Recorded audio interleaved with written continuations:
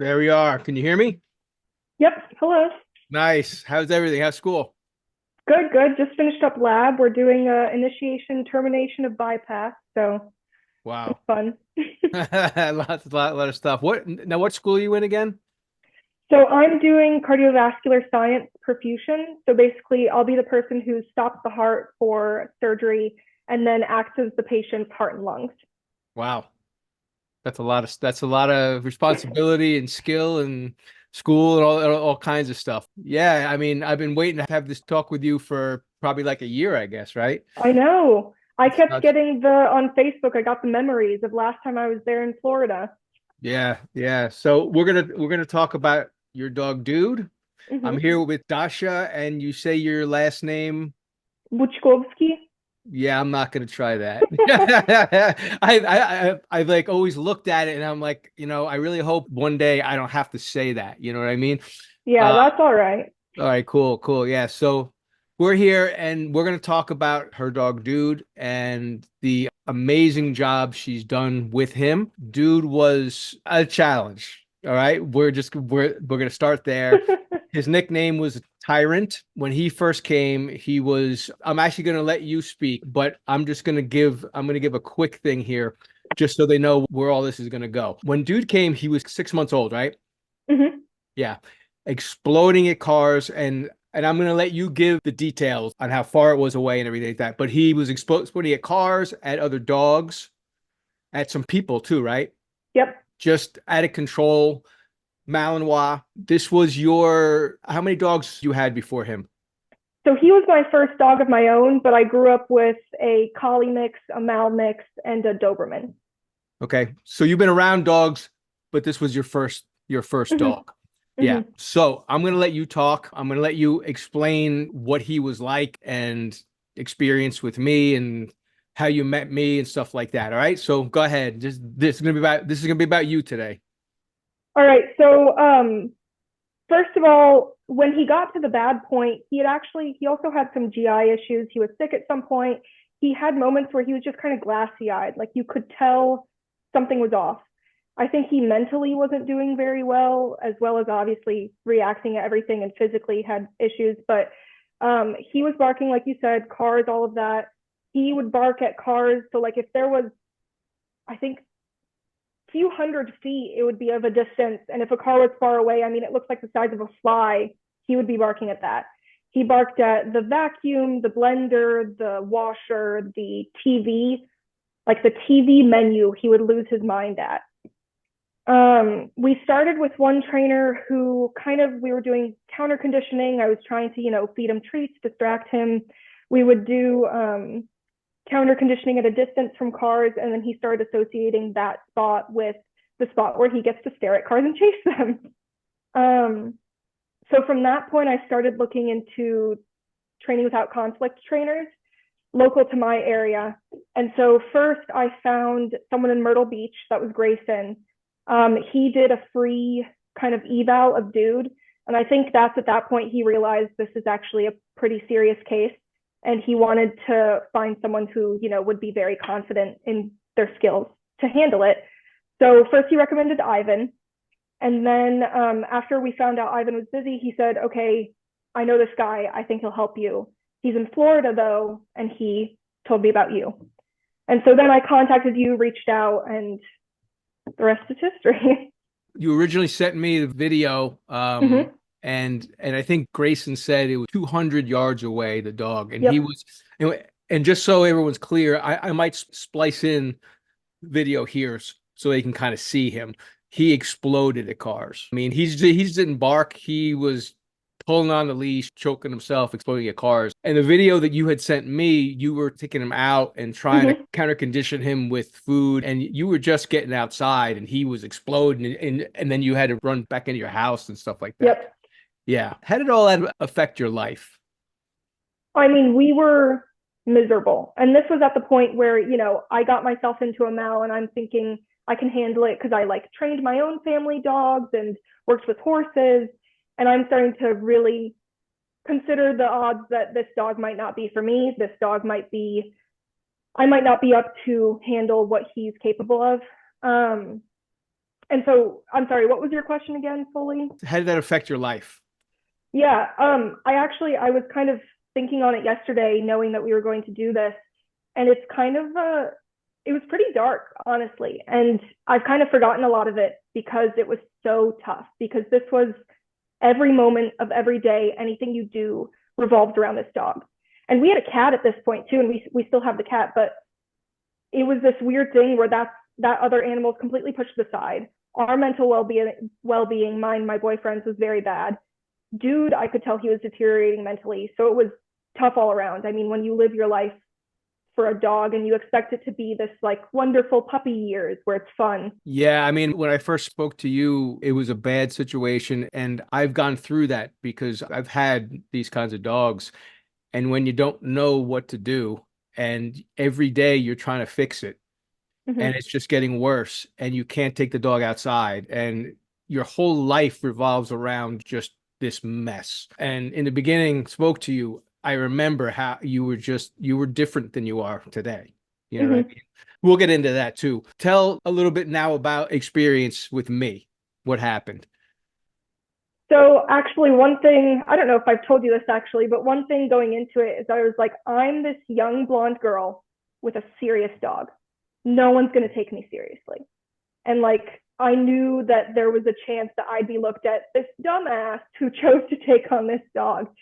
And as soon as I started working with you, I felt like you were very compassionate for the situation, and you were very good at telling me exactly what you were going to do. No bullshit. You were realistic. I remember when I first dropped him off, you're like, I don't know if you'll be able to handle this dog, but we'll get there when we get there. We'll figure it out. And I remember coming back, working with you, having you teach me was invaluable. I mean, it was so cool to have those clicking moments.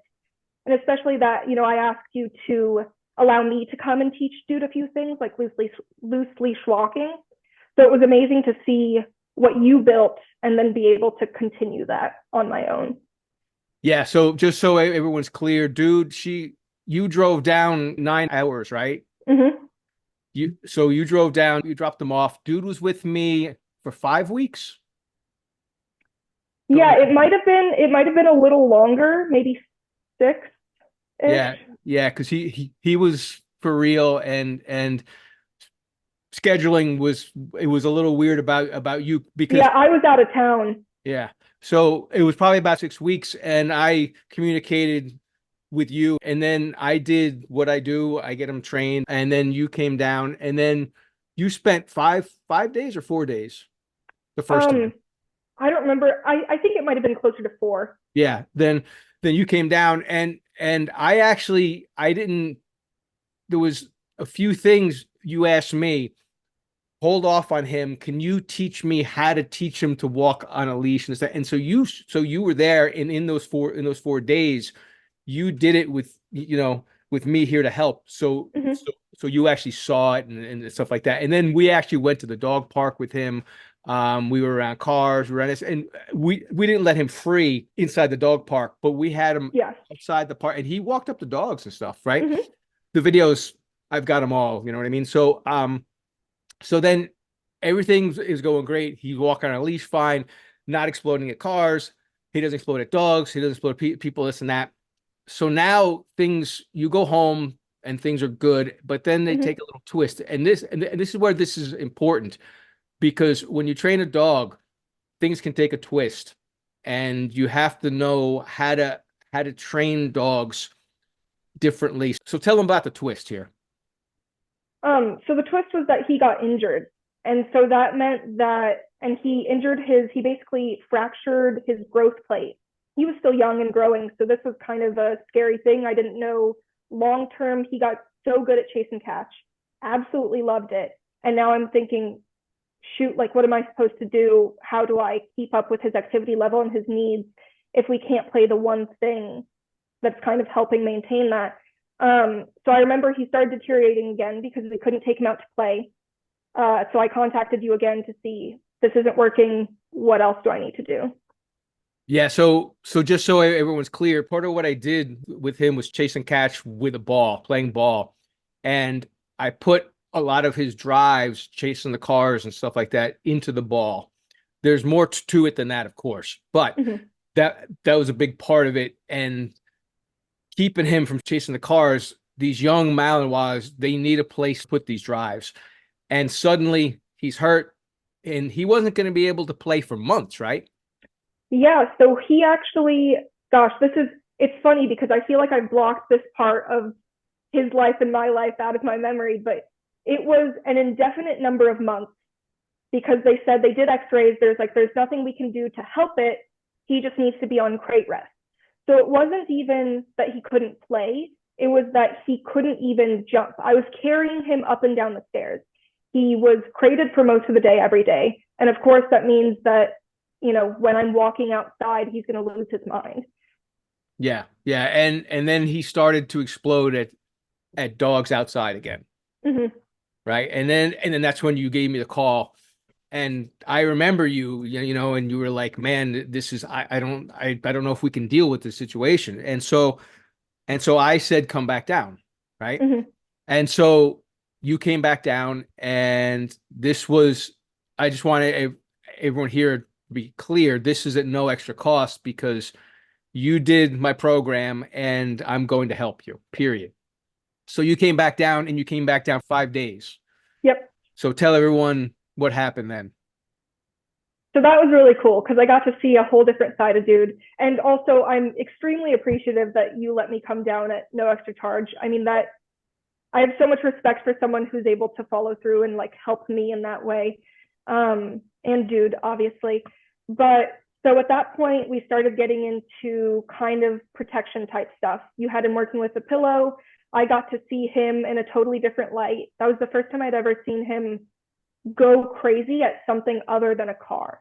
He enjoyed chase and catch, but it wasn't that kind of like frantic other mind. And to see him direct that towards protection work was really cool.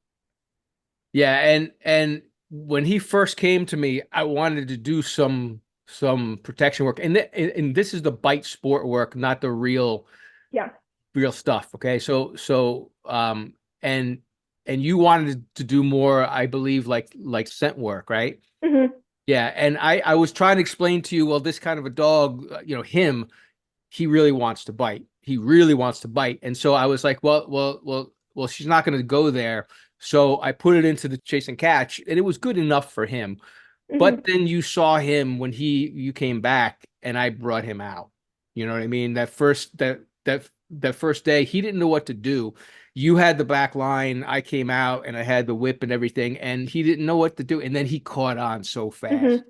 and he started to bite. And then we did 2 sessions a day for those 5 days. And he turned into a little protection monster, man. He was cool.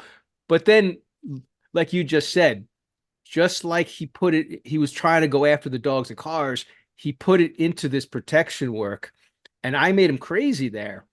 But you got control of him there in Mm-hmm. this short amount of time because we also had a foundation, you know what I mean? But then you were able to have him sit next to you, and I was going with the whip and stick and everything, and he would sit there, and if you told him to go, then he would go and bark and bite and stuff like that, and you could give him the out and everything like that. So we put it all into this protection work. Then we went out and then we faced some dogs, Mm-hmm. right? And we had to do some stuff there, and I shut off the reactivity explosions of dogs, put it into the protection work, Mm-hmm. and tell me about how after you left with him after that 5 days. Yeah, so the second 5 days, he was totally different. I think you remember at the beginning of that time when I came back down to you, he was still very squirrely, like walking on leash. He was kind of running all over the place. You could tell that, he felt very unfulfilled. Um, so afterwards, he was much more content. I really enjoyed, I got him a bite pillow for Christmas.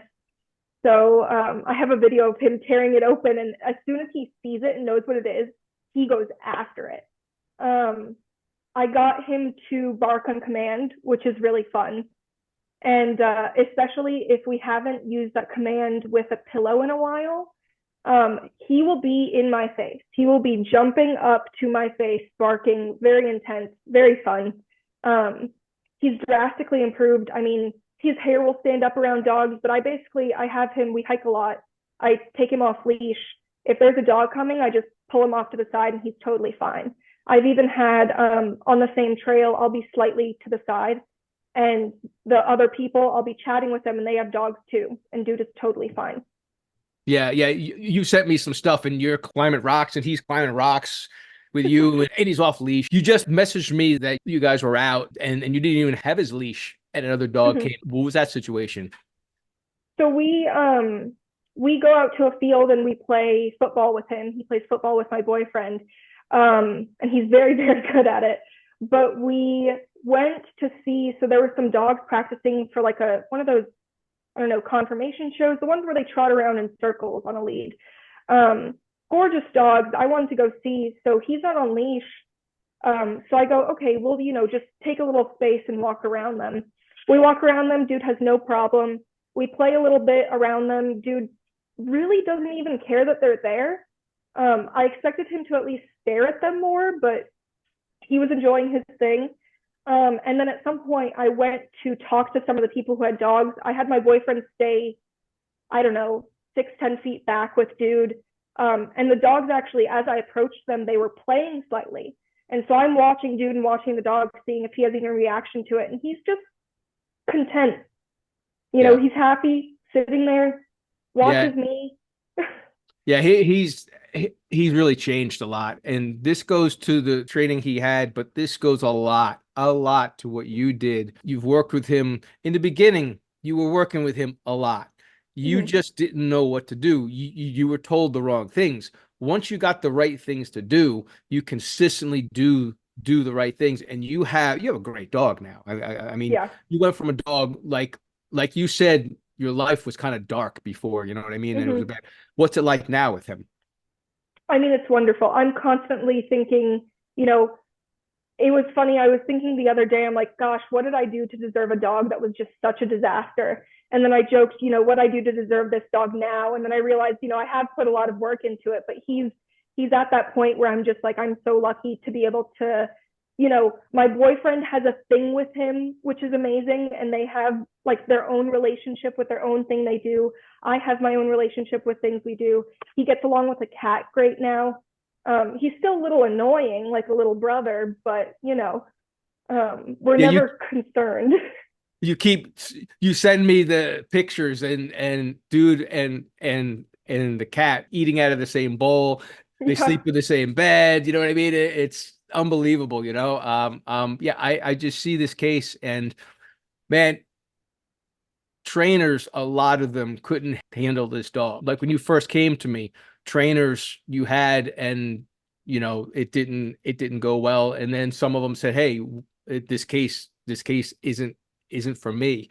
So this is a difficult dog. It's not like Mm-hmm. and so for you, somebody who's worked with your mom and dad's dogs to take this dog as really your first dog and to have the results you've gotten with this dog, it's an amazing situation. You're super intelligent and you pick things up, but your commitment to him has been just unbelievable. And man, it's just like that's why I've been waiting to talk to you for Mm-hmm. it's been like a year or so. And I hope I see Dude again too, because he's special dog. When I get a case like this is why I like work with dogs Mm-hmm. because it's not just the dog, it has to be you. And I just saw right away something in you was special. And man, you really pulled this dog out the fire because I Mm-hmm. mean this dog with anybody else was going to get put to sleep, you Yeah.